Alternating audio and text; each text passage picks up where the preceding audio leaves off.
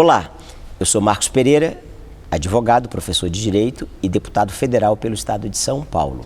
Nós estamos de volta hoje com o programa Democracia, do Grupo Perfil Editora Caras, e temos a grata satisfação, o grande prazer, a honra de estar no Palácio do Jaburu, residência oficial do vice-presidente da República, hoje ocupada pelo general Hamilton Mourão, que é o meu convidado desta semana. Hamilton Mourão, vamos chamar assim de forma mais informal, porque nos aproxima de todos que nos acompanham. Seja bem-vindo ao programa Democracia, do Grupo Perfil Editora Caras, e eu gostaria que o senhor pudesse, neste primeiro momento, falar um pouco da sua trajetória, da sua vida, como brasileiro, mas também como homem público, como um homem do Exército Brasileiro. Um pouco da sua trajetória e da sua carreira, para que eles possam te conhecer um pouco mais. Bom, Marcos, é uma satisfação muito grande, né, poder estar aqui com você, a gente conversar sobre os assuntos que são assuntos que são de interesse de toda a nação brasileira, e principalmente porque esse programa começa com uma palavra que muita gente acha que compreende, mas não compreende, que é a democracia. A minha vida, né, é uma vida de um brasileiro comum, né? Sou um filho de classe média, meu pai era oficial do Exército, minha mãe professora. Entrei no Exército, né, com 18 anos de idade, passei 46 anos na vida militar, morei em todo o Brasil, né? Morei na Amazônia, morei no Nordeste, morei no Sudeste, morei no Sul, morei no Centro-Oeste. Tive a oportunidade de representar o Brasil numa missão das Nações Unidas em Angola, numa força de paz. Fui adido militar na Venezuela e também, por força até do meu pai, pude viver 2 anos nos Estados Unidos da América como adolescente. Foi algo que me enriqueceu bastante também. Ao longo desses 46 anos de vida militar, eu compreendi que valores é que são o fundamento de qualquer pessoa. Você pode ter conhecimento, você pode ter dinheiro, mas se não existem valores, pouco lhe valem o conhecimento e o recurso financeiro. E isso foi que o Exército me ensinou, isso foi que a minha família me ensinou, até que, quando terminei meu período como militar, em fevereiro de 2018, decidi que ainda havia um espaço onde eu poderia servir a nação brasileira dentro da política. E aí o presidente Bolsonaro me convidou para ser o seu vice-presidente e, ao longo desse período, estivemos juntos. Agora, vai chegar um novo momento da minha vida, onde eu conto com o apoio dos republicanos. Muito bem, como você pôde ver, o vice-presidente Hamilton Mourão tem uma trajetória, uma vida toda dedicada à vida militar, ao país, à pátria, desde a época do seu pai. Aliás, essa visão pelo militarismo, essa coisa de servir ao Exército, penso eu, pelo que ele falou, veio do próprio pai, já é uma influência do seu pai. E neste momento nós estamos recebendo o vice-presidente Hamilton Mourão para esse bate-papo. Nós não costumamos, presidente, chamar de entrevista, na verdade é um diálogo, um bate-papo. O nosso programa já recebeu aqui na semana passada o vice-presidente, o ex-vice-presidente também, que assumiu o governo do país, Michel Temer. Já recebemos o presidente da Câmara dos Deputados, Arthur Lira, o procurador-geral de Justiça do Ministério Público do Estado de São Paulo, Dr. Mário Sarrubo, entre outros. E o tema principal que dá nome ao nosso programa é democracia. Quais são os conceitos e qual é a sua visão sobre democracia? Olha, Marcos, democracia ela vem sendo muito facilmente definida, né, como o governo do povo, para o povo, pelo povo. Mas isso é um conceito muito simples de ser emitido. Na realidade, a democracia ela é um sistema de governo onde todos estão representados e onde a maioria que se estabelece em determinado momento da vida de um país, ela tem, vamos dizer assim, a responsabilidade de conduzir os destinos do país. E aquelas pessoas que naquele momento representam a maioria têm que entender que essa maioria ela é fugaz, ela não é permanente. Por isso que uma nação, um país como o Brasil, com as dimensões continentais que nós temos, tem que possuir um projeto de país, para que, independente do governo que assuma, siga naquele mesmo destino. E a grandeza da democracia está em que todos estarão representados nesse projeto. Né? E dentro, vamos dizer assim, do equilíbrio entre os poderes. Né? E cada um exercendo a sua liberdade de manobra dentro dos limites que a Constituição lhe dá. O Executivo, pelo próprio nome, executa. O Legislativo, pelo próprio nome, legisla. E o Judiciário aparece como o árbitro capaz de interceder quando as disputas não chegam, vamos dizer, a um entendimento. Então esse é o grande arcabouço da democracia. Muita gente pensa que democracia é só eleição. Não. Eleição é apenas um momento onde temos a oportunidade de escolher aqueles que vão nos representar. Mas ao longo do período que eles estão nos representando, nós temos que cobrar deles.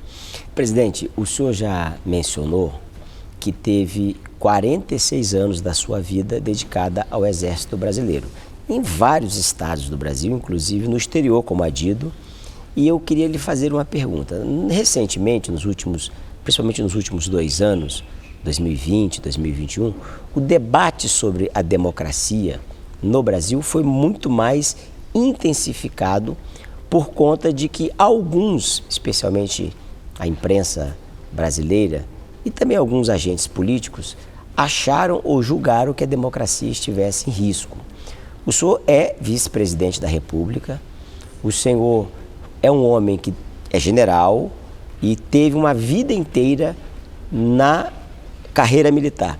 Em algum momento, nesses 3 anos, caminhando aí para quase 3 anos e meio de governo, o senhor viu, e eu tenho que fazer essa pergunta, em algum momento a democracia em risco? Não, jamais vi isso, porque as instituições aqui no Brasil são fortes. E são fortes por quê? Porque entenderam o papel de cada uma delas. Né? Muitas vezes a gente pode julgar que a instituição A ou a instituição B emitiu alguma opinião que não deveria ter omitido, ou, vamos dizer assim, tomou uma posição que não seria mais correta, mas isso faz parte da grandeza da democracia. Porque, na realidade, todas essas instituições, aí eu falo dos 3 poderes e suas instituições adjuntas, e o Marcos colocou essa questão das Forças Armadas, em particular o Exército, ao qual eu servi por 46 anos, né?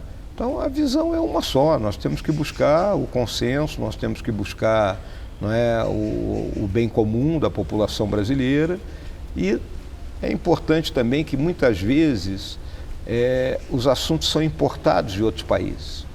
Não é? Nós temos um país aí que é os Estados Unidos da América, que é o farol da democracia no mundo ocidental, que vem enfrentando problemas ao longo aí dos últimos 20 anos, não é? No seu sistema, mas vem superando esses problemas. E esses acontecimentos que tiveram efeito lá, naquele país, são transportados pela imprensa, por alguns formadores de opinião aqui para o Brasil, querendo colocar que a mesma coisa vai acontecer aqui. Não. Há muito tempo na minha vida eu entendi que cada caso é um caso e que a gente tem que viver de acordo com aquele momento. A minha opinião você já conhece, nós desde o primeiro programa temos externado a nossa opinião. Eu, em momento algum, só para reiterar para aqueles que não acompanharam os programas anteriores, vislumbrei, melhor dizendo, que a democracia estivesse em risco no nosso país, porque as instituições são fortes, são sólidas, e isto é natural.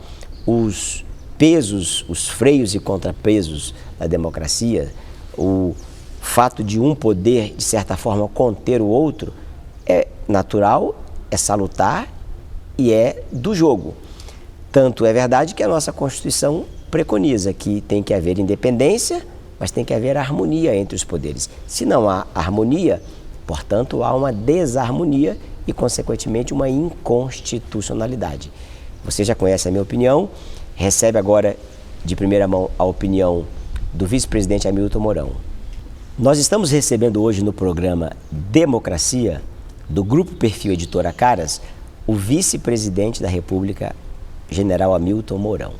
Falamos agora há pouco sobre democracia, sua trajetória, e eu, presidente, gostaria de, neste momento, mudar um pouco aqui o nosso foco e abordar um pouco a questão da sustentabilidade, do meio ambiente. O senhor é presidente do Conselho Nacional da Amazônia Legal. Por exemplo, presidente do Conselho Nacional da Amazônia Legal.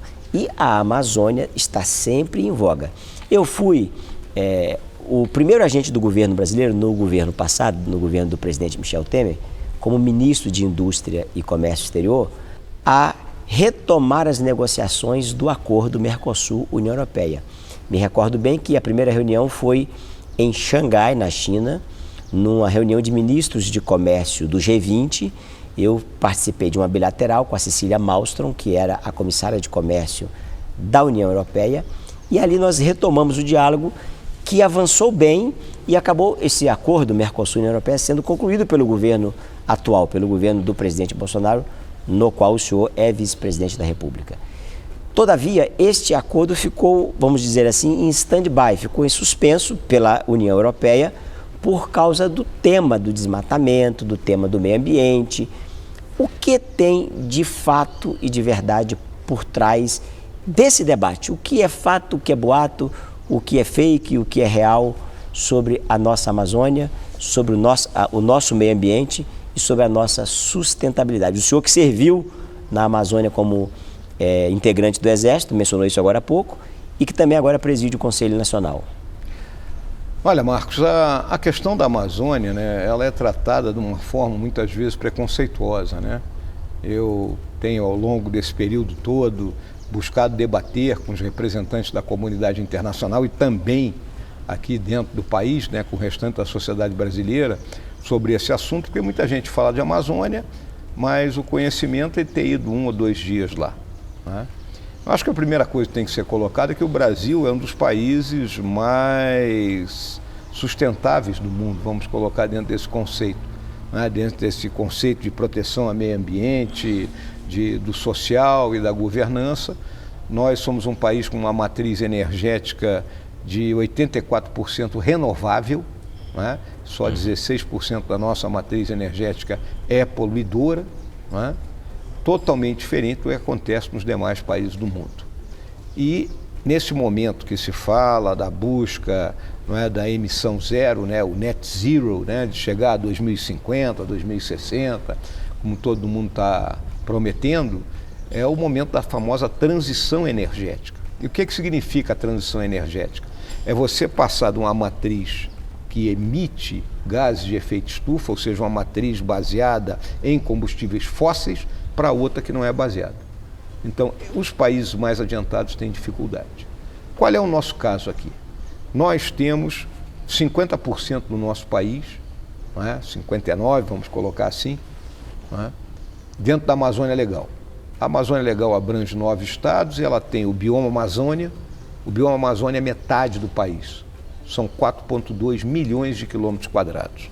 Para que as pessoas entendam, a União Europeia tem 4,4 milhões de quilômetros quadrados. É como se uma Europa inteira fosse feita de selva. Isso significa dizer que a Europa inteira cabe dentro da Amazônia Dentro Legal. da Amazônia. Isso é uma realidade.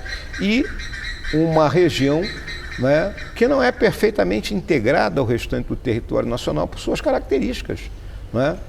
Na Amazônia, quais são as grandes vias? Né? É rios, é o aeroporto, né? São poucas as rodovias pelas próprias características da região, e aí é uma pressão em cima do nosso país, como se nós fôssemos o grande vilão, né, vamos dizer assim, da situação que o mundo vive hoje em termos de poluição, pelo desmatamento que ocorre na Amazônia. Então nós temos que fazer a nossa parte. Qual é a nossa parte? É mantermos o desmatamento na Amazônia dentro dos limites da nossa legislação. O que diz a nossa legislação? Que 80% da Amazônia tem que estar preservado e 20% pode ser explorado. Essa é a responsabilidade do Estado brasileiro, né? O Brasil é responsável hoje no mundo né, dos 100% de emissão de gases por 2,3%.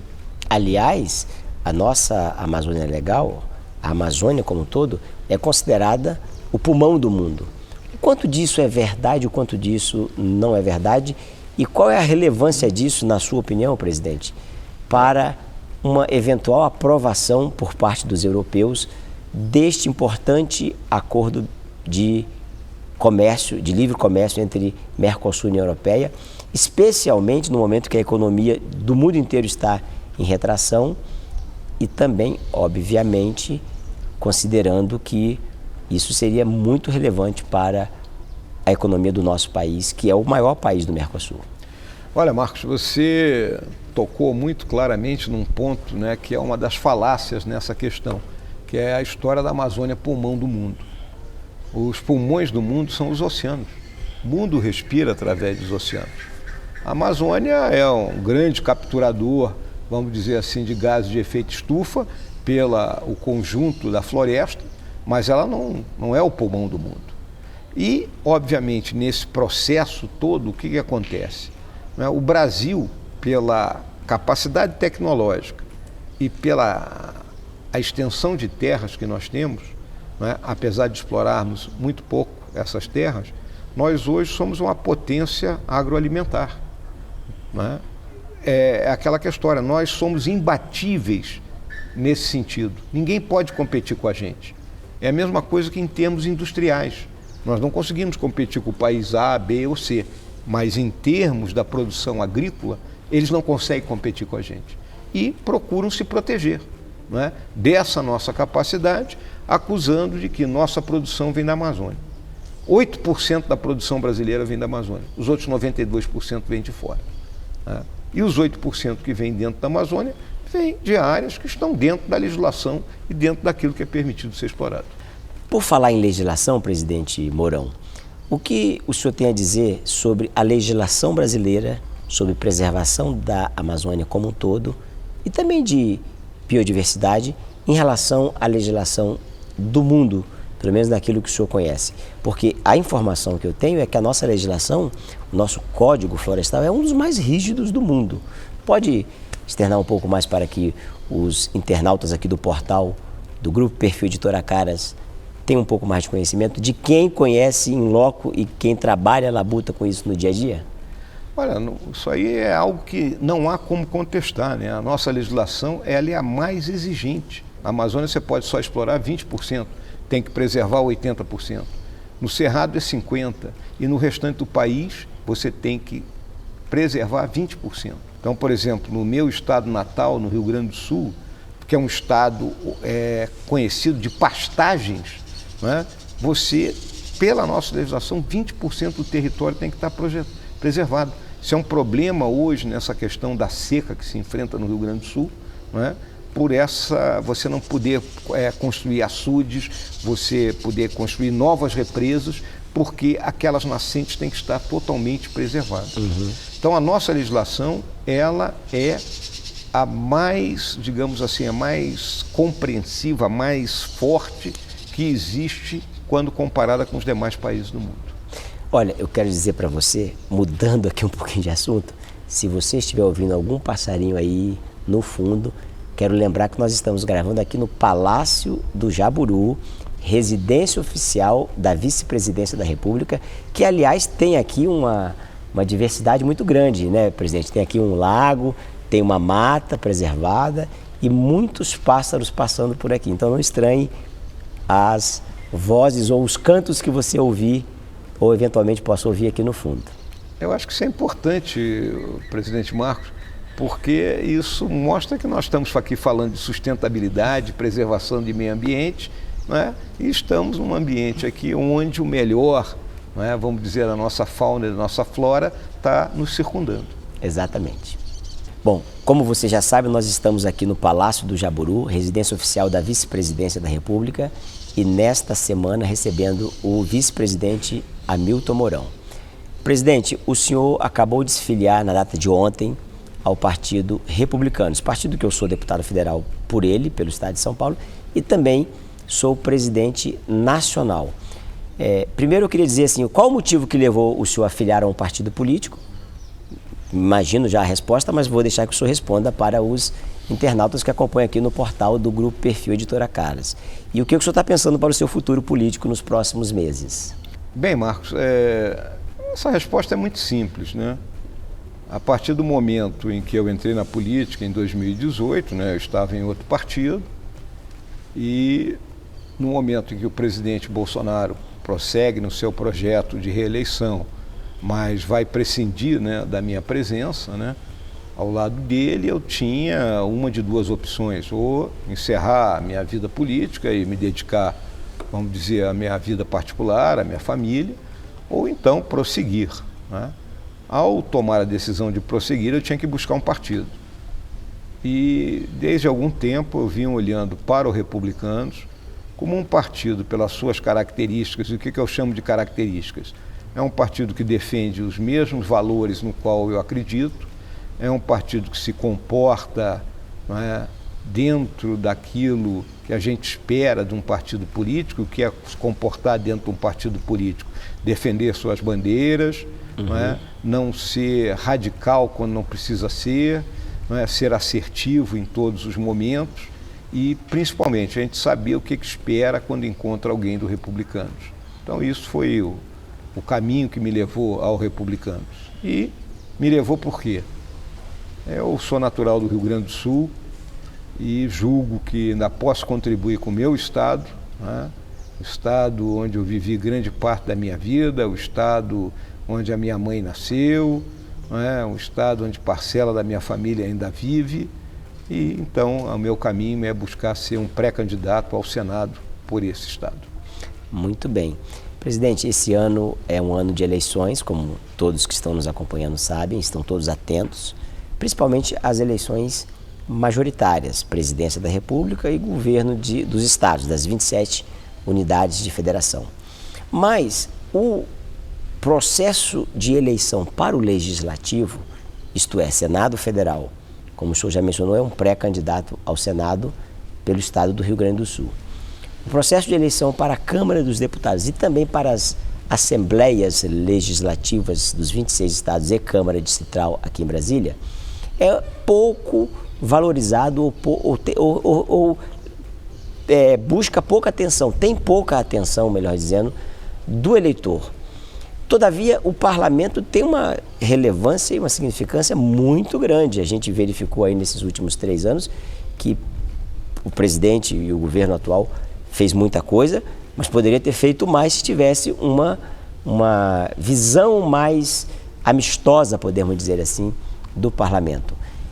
Eu recentemente participei de um programa em que as pessoas confessaram publicamente, quando entrevistadas, que muitas das vezes não se preocupavam com a eleição para Senado, para deputados federais e para deputados estaduais. Queria que o senhor pudesse trazer aqui a sua impressão sobre isso, sobre muitas das vezes eu não vou usar a palavra descaso, mas essa despreocupação do brasileiro, das brasileiras com as eleições proporcionais. E pudesse externar um pouquinho a sua visão sobre a relevância do parlamento como um todo no processo democrático, já que o nome do nosso programa é Democracia. Olha, Marcos, essa é uma questão, né, que a gente tem que analisar a história do nosso país. Nós fomos colônia por 322 anos. Quando nos tornamos independentes, éramos um império, né? Então, de um governo central, de um governo forte, do imperador, primeiro Dom Pedro I, depois Dom Pedro II, e o advento da República, ele simplesmente trocou, não é, vamos dizer, o imperador da vez. Não é? O nosso presidencialismo, ele sempre foi um presidencialismo forte. Isso aí é rompido apenas, vamos dizer assim, após o fim do período de presidentes militares, a Constituição de 88, a eleição do presidente Collor, né, que é o primeiro presidente que sofre um processo de impeachment no Brasil. Né? Apesar de nós termos tido anteriormente o Getúlio Vargas, que se suicidou, né, o Jânio Quadros, que renunciou, mas esse foi um momento de ruptura. Então, o que sempre se olhou aqui no Brasil? Sempre se olhou, apesar de sermos uma federação, não é, a instituição Presidência da República, não é, advinda ainda daquele período de império, como grande, vamos dizer assim, indutor do país. e não se olhava muito para o parlamento. Apesar da história do parlamento brasileiro ser extremamente rica desde o Império. Né? E aí eu abro um parênteses, né? Quem não sabe, o Duque de Caxias foi senador pelo Rio Grande do Sul, então guardem isso. Né? Então o parlamento ele tem uma importância extraordinária, porque o parlamento é que define a manobra.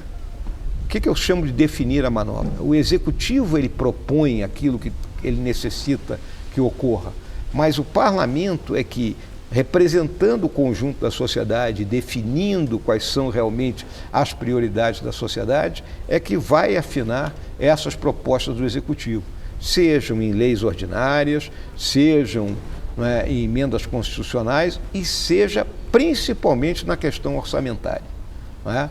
Há uma proposta do executivo, compete ao parlamento burilar aquela proposta e a partir daí, definido, o executivo a executa e o parlamento fiscaliza. Presidente, o senhor acabou de mencionar a importância do poder central, desde o Império, o presidencialismo. Nós temos um regime eminentemente presidencialista, mas a nossa Constituição é eminentemente parlamentarista.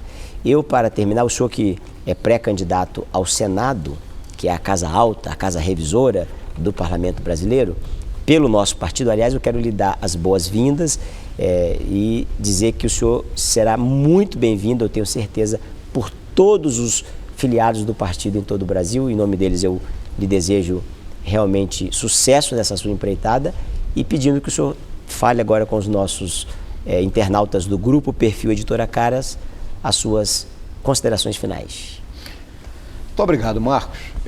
Primeiramente, eu agradeço, ao Marcos por essa oportunidade desse diálogo que nós tivemos, um diálogo que foi do mais alto nível, sobre algumas questões aqui até de fundo filosófico, Verdade. E também, agradeço ao Republicanos por me acolher no momento em que eu estou buscando uma nova fase na minha vida e dessa vez, trabalhando dentro do Parlamento Brasileiro. O que eu quero deixar claro, para todos aqueles que estão nos acompanhando, é que o nosso país, assim como o mundo, vive um momento extremamente conturbado, um mundo onde a sociedade ela tem mais exigências, a sociedade ela exerce mais pressão sobre os governos, sobre seus representantes. Eu acho que isso é muito claro e isso aí também é muito justo. O eleitor ele não pode só comparecer de 4 em 4 anos na urna, apertar um botão e dizer, elegi o Mourão, e agora deixa ele lá que eu não vou fazer nada. Não, tem que pressionar o Mourão. Isso é uma realidade. E o que nós temos que buscar? Nós temos que buscar as reformas necessárias dentro do nosso país para que a gente transponha a armadilha da renda média que nós estamos presos desde o início dos anos 80 e que leva ao encolhimento da base salarial, leva a uma diminuição do número de empregos, leva a uma diminuição da renda e, consequentemente, diminui o bem-estar da população brasileira. Então, nós, como representantes do povo brasileiro, temos que buscar vencer essa situação. E, além disso, temos que também trabalhar do lado dos valores. Uma sociedade, ela se caracteriza por valores. E quais são os valores? Os valores maiores de patriotismo, de nacionalidade, mas também os valores de nos apoiarmos mutuamente, de sermos cordatos com as pessoas, de entendermos que porque há diferença de opinião, nós não precisamos ser inimigos, mas podemos construir, como o presidente Marcos muito bem falou, consenso em algumas diferenças de opinião. Então, esses valores maiores do brasileiro, nós temos que preservar e são esses valores que nos diferenciam e nos fazem ter a capacidade de prosseguir naquilo que eu considero que é o destino manifesto do nosso país, sermos a maior e mais próspera democracia liberal ao sul do Equador. Como você viu, nós recebemos nesta semana o general Hamilton Mourão, vice-presidente da República e pré-candidato ao Senado pelo estado do Rio Grande do Sul. Aqui, direto do Jaburu, nós completamos mais um programa Democracia. Um abraço e até a próxima semana.